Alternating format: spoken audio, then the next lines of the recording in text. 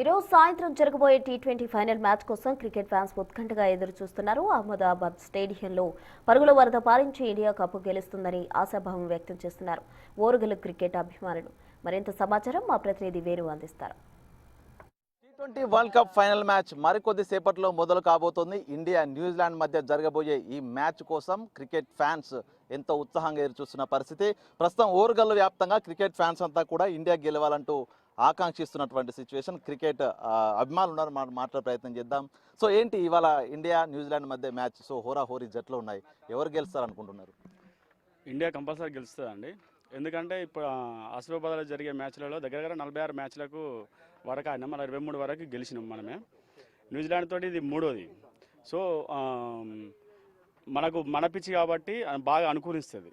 So India compulsory గెలుస్తుంది. All the best India.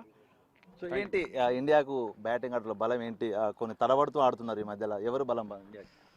Hardik Pandya plus మన తిలక్ వర్మ, వీళ్ళిద్దరూ చాలా బాగా ఆడుతున్నారు. వాళ్ళిద్దరు స్టాండ్ అయితే మ్యాచ్ ఇండియాది. All the best India.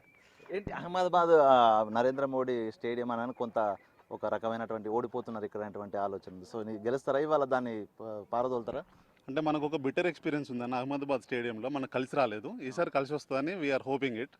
తర్వాత మన ఓపెనింగ్ చూస్తే సంజు శాంసన్, అభిషేక్ శర్మ. ఈరోజు స్ట్రైక్ మన అభిషేక్ శర్మ తీసుకొని ఒక 200 స్ట్రైక్ రేట్ తోటి సంజుకి పార్ట్నర్షిప్ ఇస్తే కనుక అప్ టు ఒక పవర్ ప్లేలో 6 ఓవర్లో మినిమం మనం 18-19 స్ట్రైక్ రేట్తో వెళ్ళుంటే we're going to win definitely.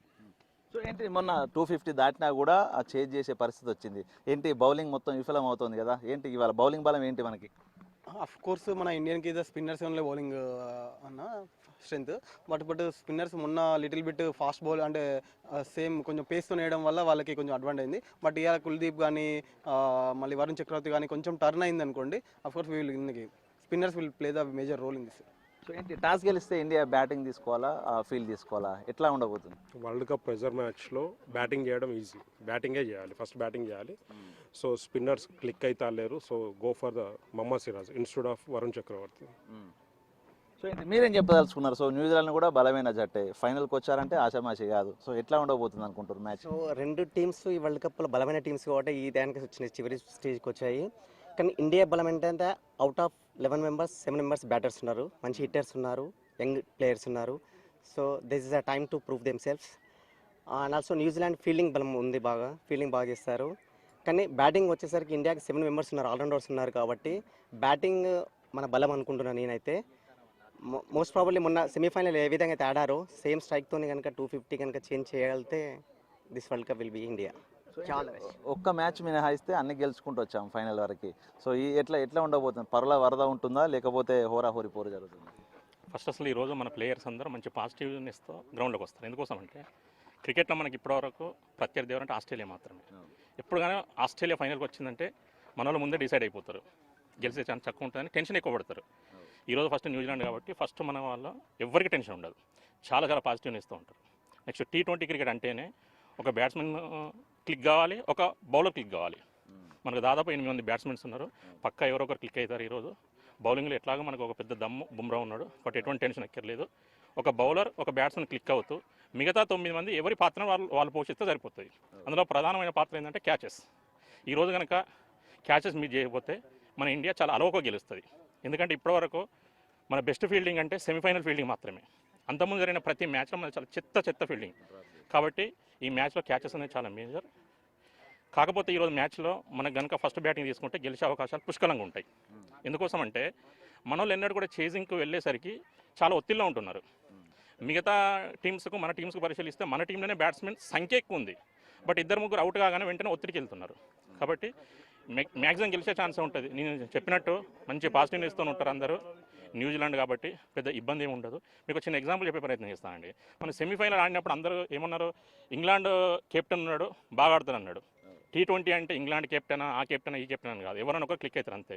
England captain ఘోరంగా బ్రూకు అట్టల్ బాబు అయ్యాడు, ఆయనే ప్లేస్లో మనకు ఎవరు వచ్చినట్టే బిత్తలు వచ్చాడు. కాబట్టి T20లో ఎవరు ఏ టైంలో అయినా క్లిక్ కావచ్చు. ఈరోజు అదృష్టం కొద్ది ఎవరో ఒకరు క్లిక్ అయితే ఉంటారు, ఖచ్చితంగా గెలిచే ఛాన్స్ ఉంటుంది.